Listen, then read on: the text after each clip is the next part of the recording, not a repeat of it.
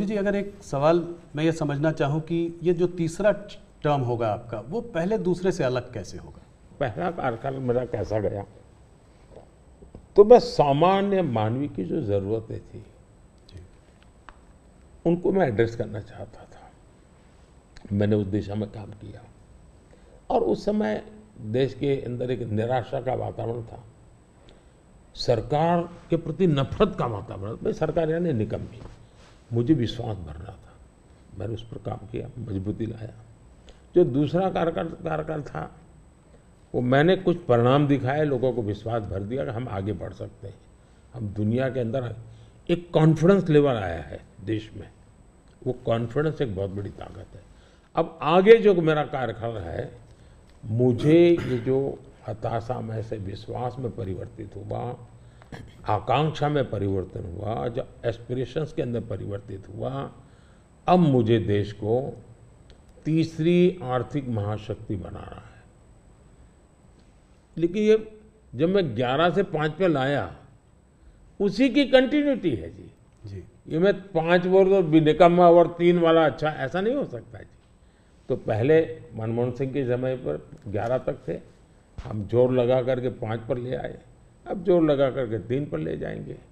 तो हम हर चीज़ में कंटिन्यूटी करना चाहते हैं। अब जैसे बिजली, हमने बिजली पहुंचाने का बड़ा अभियान चलाया, बिजली पहुंचा दी। अब मेरा लक्ष्य है पीएम सूर्यघर योजना और 0 बिजली बिल, और मैं हर घर पर सोलार सिस्टम लगे, और मैं सिर्फ बिजली का बिल 0 चाहता हूँ, इतना ही, मैं 3 चीज़ें चाहता हूँ। एक, हर परिवार का बिजली का बिल 0 हो। दूसरा, अतिरिक्त बिजली जो हो वो बेचे, कमाई करे। तीसरा, जमाना इलेक्ट्रिक व्हीकल का आएगा।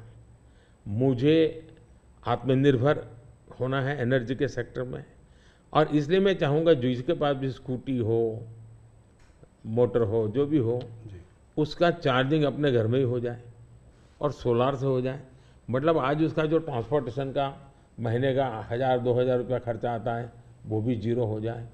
ये त्रिविध बेनिफिट नागरिक को और देश को, पर्यावरण का बेनिफिट, देश को आज पेट्रोलियम इंपोर्ट करने का जो अरबों अरबों डॉलर जा रहे हैं बाहर, वो बंद हो जाएगा। तो मल्टीपल बेनिफिट वाला योजना। अब जैसे स्टार्टअप हब, मैन्युफैक्चरिंग हब बनाना है, मुझे इनोवेशन हब बनाना है, यानी मैं एक बिल्कुल नए एरिया पर देश को ले जाना चाहता हूँ।